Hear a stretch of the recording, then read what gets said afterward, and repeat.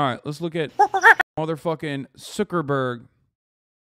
The Joe Rogan Experience. When we take down something that we're not supposed to, I mean, that is like, I mean, that's the worst. Remember, fun fact, but Mark Zuckerberg quite literally said Holocaust revisionism, the single best indicator that someone is a fucking actual out and about Nazi, is appropriate on his platform. Remember when he said this while people were talking about Facebook's own involvement in the ongoing genocide of Rohingya Muslims, okay, in Myanmar. Facebook quite literally, and this is well documented, played a role on WhatsApp in the dissemination of misinformation that led to the genocide of Muslims in Myanmar.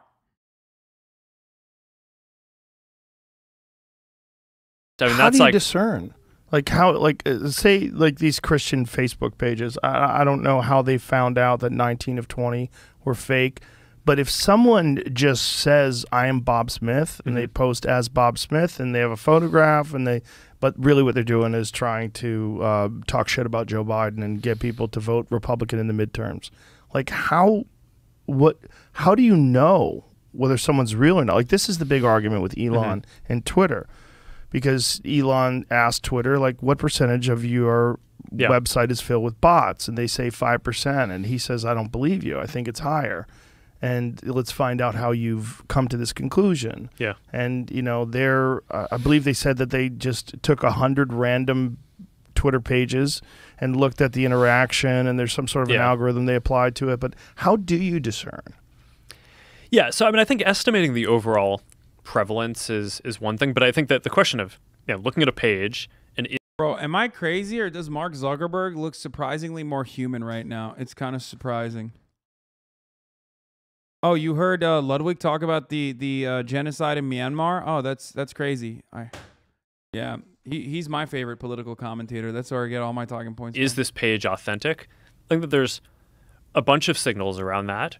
One of the things that we try to do is for large pages, we try to make sure that we know who the admin of that page is. We don't necessarily, if you should be able to run an anonymous page, you don't necessarily need to out yourself and say who you are running it, but we want to make sure that we sort of have like an identity for that person on file, so that way we know, like at least behind the scenes, that that person is real.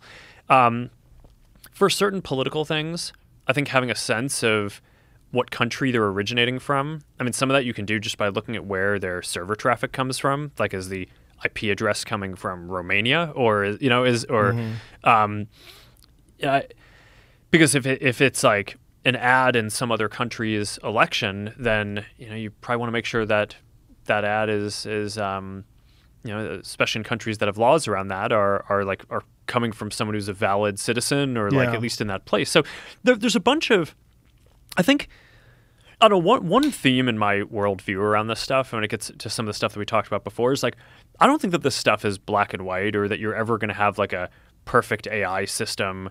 I think it's all trade-offs all the way down, right? And it's and you could build a system, and you can either be overly aggressive and capture a higher percent of the bad guys, but then also by accident take out some number of good guys, or you could be a little more lenient and say, okay, no, the cost of taking out any number of good guys is too high, so we're going to tolerate having just a little bit more like more bad guys on the system. These are values questions, right? Around what do you value more, and those are super tricky questions. And part of what I've struggled with around this is I didn't get into this to basically judge those things. I got into this to design technology that helps people connect, right? It's like, and like, I mean, you could probably tell when we spent the first hour talking about the metaverse and the future of basically building this whole technology roadmap to basically give people this realistic sense of presence. It's like, that's what I'm here to do, right? So this whole thing that's like arbitrating what is okay and what is not, I obviously have to be involved in that, because this is at some level, I run the company, and I can't just abdicate that. But I also don't think that as a matter of governance, you want all of that decision-making vested in one individual. So I think one of the things that our country and our government gets right is the separation of powers. So one of the things that I tried to create is we created this oversight board. It's an independent board that basically we appointed people whose kind of paramount value is free expression, but they also balance that with things like when is there going to... Yeah, that's why they fucking work with a Heritage Foundation to like moderate content even before conservatives started complaining about fucking right-wing content not getting enough traction. If you're wondering why Daily Wire pops off so fucking hard on Facebook, contrary to what Republicans claim is happening, because like every time you look at news, they're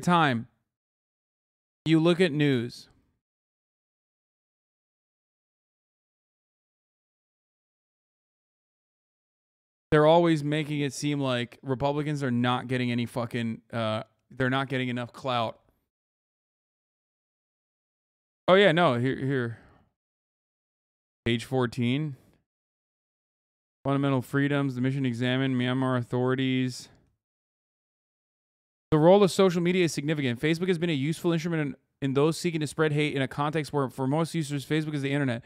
Although improved in recent months, the response of Facebook has been slow and ineffective. The extent to which Facebook posts and messages have led to the real-world discrimination and violence must be independently and thoroughly examined.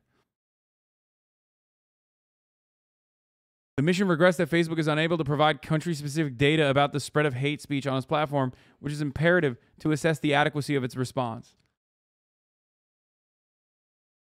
This is a report from the Independent International Fact-Finding Mission on Myanmar by the Human Rights Council.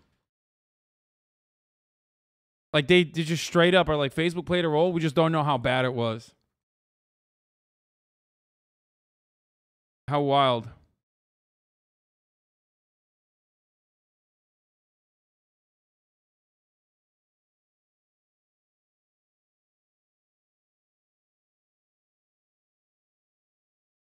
To be real harm to others in terms of safety or privacy or other human rights issues, and basically that board, people in our community can appeal cases to when they think that we got it wrong, and that board actually gets to make the final binding decision, not us. So in a way, I actually think that that is a more legitimate form of governance than having just a team internally that makes these decisions, or maybe some of them go up to me, although I don't spend a ton of my time on this on a day-to-day basis. But like, I think it's generally good to have some kind of separation of powers where you're architecting the governance so that way you have different stakeholders and different people who can make these decisions, and it's not just like one private company that's making decisions even about what just happens on our platform. How do you guys handle things when they're a big news item that's controversial? Like, there was a lot of attention on Twitter during the election because of the Hunter Biden laptop story. The New York Post. Yeah, we had that too. Yeah, so you guys censored that as well? So we took a different path than Twitter. I mean, basically the background here is the FBI, I think, basically came to us, some folks on our team, and was like, hey, just so you know, like, you should be on high alert. We thought that there was a lot of Russian propaganda in the 2016 election. We have it on notice that basically there's about to be some kind of dump of that's similar to that. So just be vigilant. So our protocol is different from Twitter's. What Twitter did is they said you can't share this at all. We didn't do that.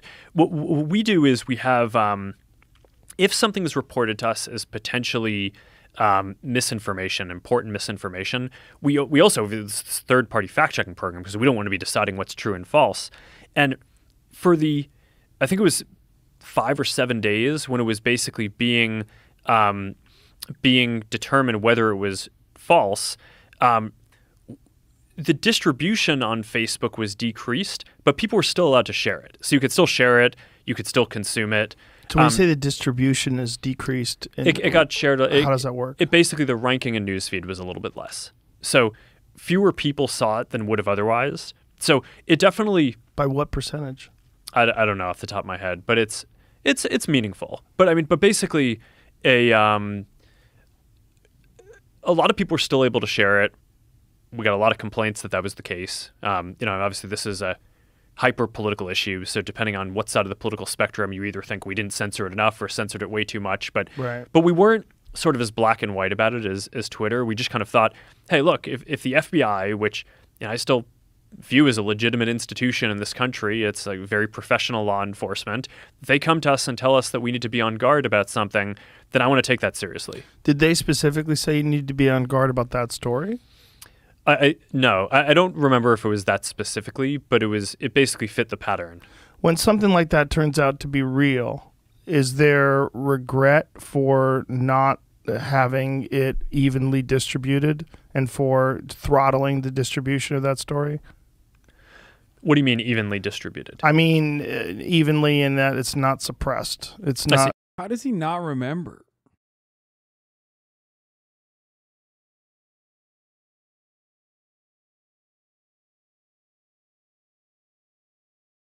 Like, that's crazy. Yeah. I mean, it sucks.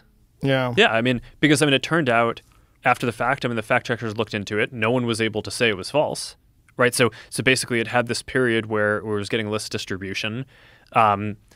So yeah, but I think I think it sucks though. I think in the same way that probably having to go through like a criminal trial but being proven innocent in the end sucks. Like, it still sucks to have like that you had to go through a criminal trial, but at the end you're free. So it's I don't know if the answer would have been he's too busy building his dream life in metaverse. Yeah, with like 1998 graphics, dude. That's what he's doing. Don't do anything or don't have any process. I think the process was pretty reasonable. We still let people share it. But obviously you don't want situations like that. But certainly much more reasonable than Twitter's stance. And it's probably also the case of armchair quarterbacking, right? Or at least Monday morning quarterbacking, I should say. Because in the moment, you had reason to believe, based on the FBI talking to you, that it wasn't real and that there was going to be some propaganda. So what do you do? Yeah.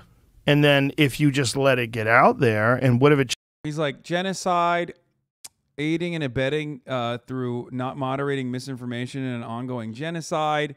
Hunter Biden's laptop story. What should I ask the fucking CEO, one of the most powerful people on the fucking planet, about? Yeah, probably the Hunter Biden laptop thing. That's what I should ask him about. That's seems like way more important subjects to cover. Changes the election and it turns out to be bullshit. That's a real problem. And I would imagine that those kind of decisions are the most difficult. The decisions of like what is allowed and what is not allowed. Yeah. I mean, what would you do in that situation? I don't know what I would do. I would have to like really thoroughly... Well, first of all, you're dealing with the New York Post, which is one of the oldest newspapers in the country. So I would say I would want to talk to someone from the New York Post, and I would say, how did you come up with this data? Like, where are you getting the information from? How do you know whether or not this is correct? And then you have to make a decision because they might have got duped. It's hard because everybody wants to look at it after the fact. Now that we know that the laptop was real and then it was a legitimate story and there is potential corruption involved with him, what we think, oh, that should not have been restricted, that should not have been banned from sharing on Twitter. Right. I think everybody agrees with that. Even did Tucker Carlson tweet the Andrew Tate thing? I know it's going to be on soon.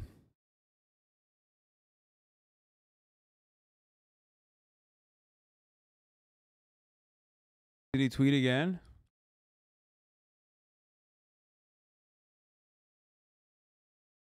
No, Andrew Tate hates tap water. He talks exclusively to Tucker at 8 p.m. Eastern on Fox News. Why is this like, oh my God. Your bias against tap water? Yeah, so in my long career online, I was trying to say some things. Like I said, I've said many things for comedic effect. And my... Oh, damn. He's hitting the fucking... Bro, he's hitting the top of the hour ad break. That's what he's hitting right now. At the top of the hour, there's a 6-second ad break. And if you no longer want to see those ads, if you're not a brokey, if you're not a fucking brokey, if you're not a broke boy, you're a hustler, then you don't see ads. And the best way to no longer see the ads is by subscribing for $5 Or if you don't have $5, by stealing someone else's Amazon Prime account and connecting it to your Twitch account and getting 1 free Prime subscription a month. You can also get gifted a sub. If there's other top Gs out there that are gifting subs, you can get one if you're lucky. But you're probably a bottom G, so you're going to see the ads.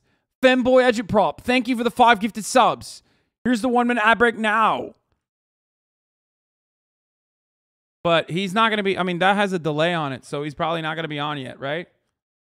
Tucker Carlson tonight is live now. Steve from Oklahoma. Jesse, are you into CrossFit? Your arms are huge. You know, that's the only really huge part of my physique. Well, not the only one, but you know the one I'm talking about. I just was born with big arms.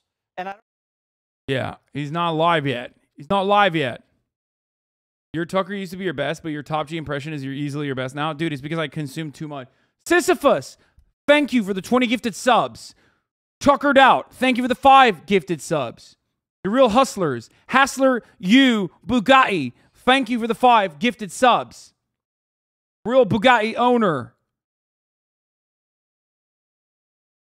Tate trying to out the Fox News right-wing media grift. I love... Someone was saying that I was someone literally did that quick like slam dunk of like, didn't you platform Andrew Tate? And I was like, yeah, I love platforming Andrew Tate. I totally did that. I do love that, by the way. Like the Andrew Tate debate overall was so like awful for him. Was so absolutely awful for him that like basically most people didn't even fucking say. Most people didn't even have the audacity to, oh, he's not going to get into it yet. How could it happen? Once you accuse a man of racism and fascism and sexism, embezzlement. Okay, well, we're not doing that yet. Even Twitter agreed with that. But the thing is, then they didn't think that. In the beginning, they thought. But yeah, that fucking, that debate, which you can barely fucking call a debate, let's be real. That one was so bad for him. It went so poorly for him that like most people don't even try to do the, you platformed him too bullshit. Like, some people try and do it, but...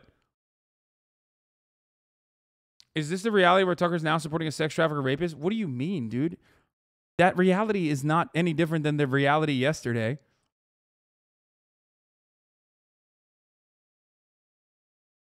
I didn't even have him on my stream either, so there's thought that. It was fake. So what do? Like, if something comes along and the Republicans cook up some scheme to make it look like Joe Biden's a terrible person, and they only do it so that they can win the election, but it's really just propaganda. What are you supposed to do with that? You're supposed to not allow that to be distributed. So if they think that's the case, it makes sense to me that they would try to stop it. But I just don't think that they looked at it hard enough.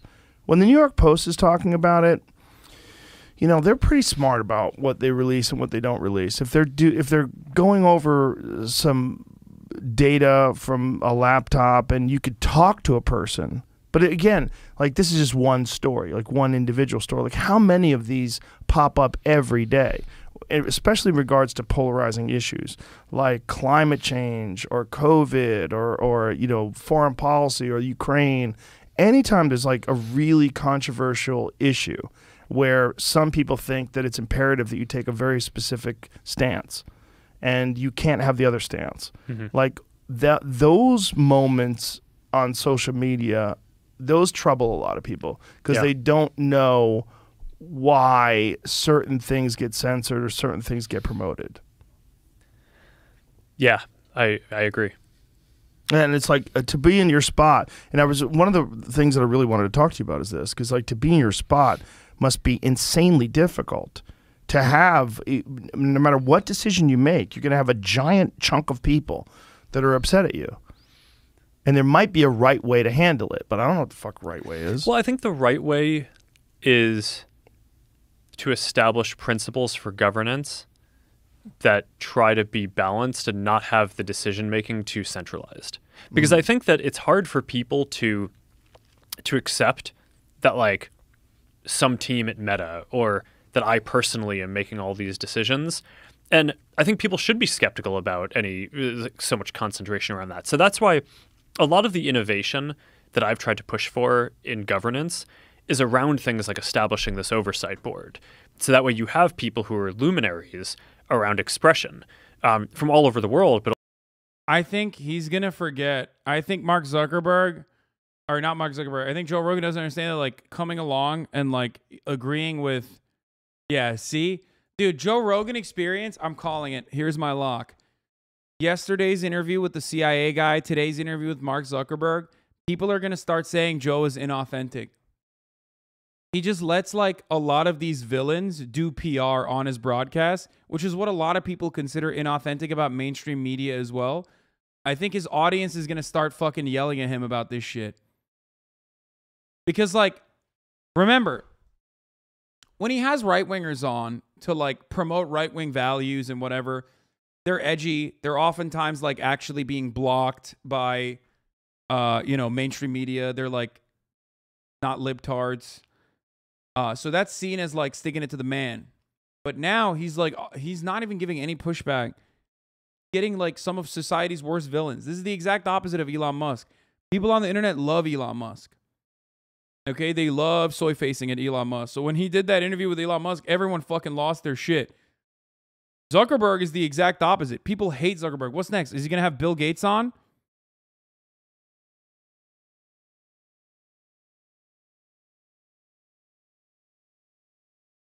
Podcast guests are paying up to $50,000 to appear on popular shows. Yeah. I mean, his subreddit is already, like, kind of opposed to him since COVID. His Reddit already hates him, so that doesn't count. His Reddit is like me. People that want to love him but can't because he constantly is just, like, awful.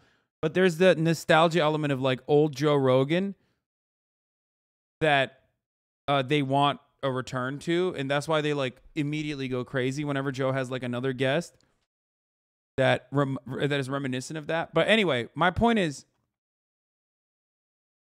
Mark Zuckerberg, villain.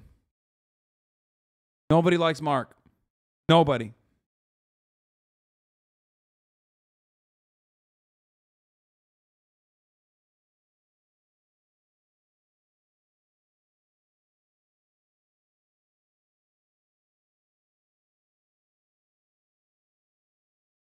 So when he has, like, a CIA guy, when he has a CIA guy on to speak out against Donald Trump and, like, kind of defend the FBI, people are going to be like, that's weird.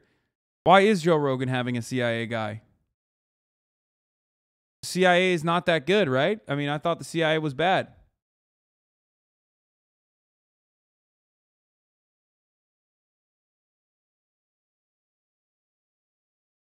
Now he's having Mark Zuckerberg on. I don't know. But also in the U.S., you know, I mean, folks like Michael McConnell, who's, I mean, is a Stanford professor, who's like, just he was, I forget which Republican president appointed him, but I mean, he was, I think, going to be considered for the Supreme Court at some point. I mean, he's a very, very prominent and kind of celebrated free expression advocate, and he helped me set the thing up. Donald Trump's Mar-a-Lago maid. Thank you for the 5 gifted subs.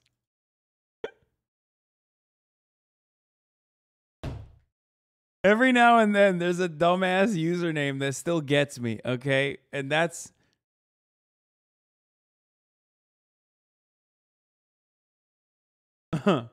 that's a good name.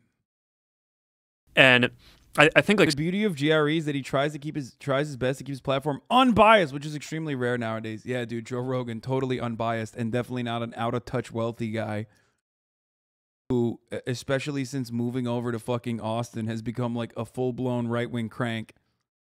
Setting up forms of governance around that are independent of us, that basically get the final say on a bunch of these decisions, and that's a step in the right direction. I mean, in the Hunter Biden case that you talked about before, you know, I don't want our company to decide what's misinformation and what's not. So when we work with third parties and basically let different organizations do that. Now, I mean, then you have the question of, are those organizations biased or not? And that's a very difficult question. But at least we're not the ones who are basically sitting here deciding. We're not the ministry of truth for the world that's deciding whether everything is true or not. So I'd say this is not a solved problem.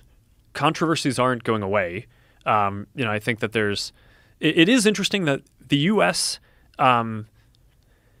Is actually more polarized. Am I crazy or does this interview suck? I guess it's like because Mark is just so boring. Like he has the personality of a fucking wet blanket. And he's just like doing the political, like he cranked his AI mode to like politics mode. Mark is so much better when he's on smoking meats mode. When he puts the AI into smoking meats mode, he's so much more fun.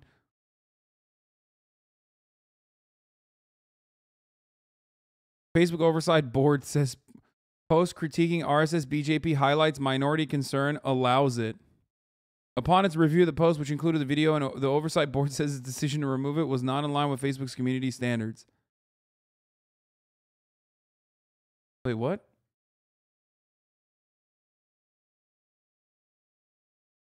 RSS is a new threat, and the ruling BJP has moved towards extremism has been deemed as not in violation of the social media platform's policy. Wait, well, okay. The RSS was threatening to kill Sikhs, and the Prime Minister Modi himself is formulating the great genocide of Sikhs on advice. Okay. Wait, I'm confused. That should not have been taken down, yes. That's a good thing. Why did you fucking literally post this in here? Did you think that I was going to agree with you?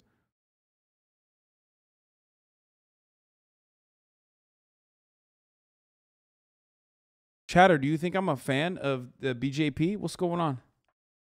Did I misunderstand? Xi Jinping Agitprop Fund. Thank you for the 5 gifted subs. Wait, who sent this to me? I'm trying to figure out what this fucking person is saying.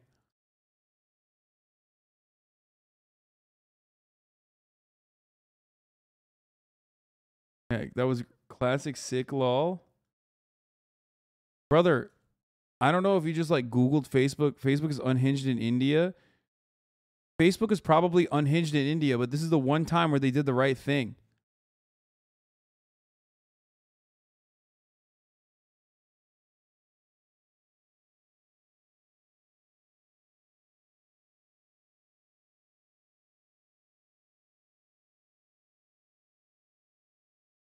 So I don't know why you brought this up.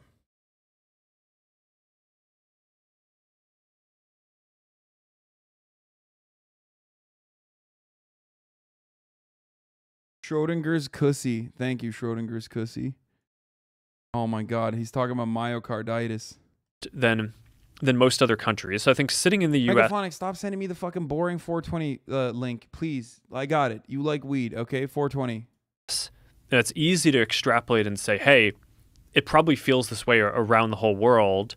And from the social science research that I've seen, that's not actually the case. There's a bunch of countries where social media is just as prominent, but polarization is either flat or has declined slightly. So there's something kind of different happening in the U.S.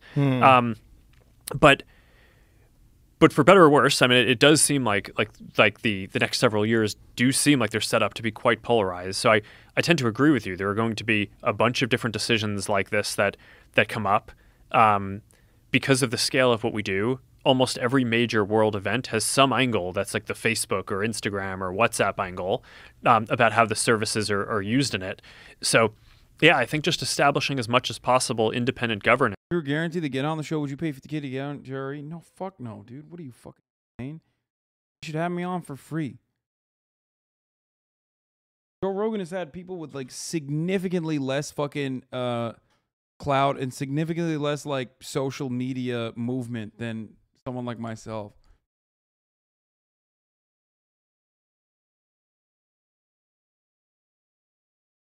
You would S his D lol? Absolutely not. Actually, yes, I would. I would suck his cock. Please have me on. There you go.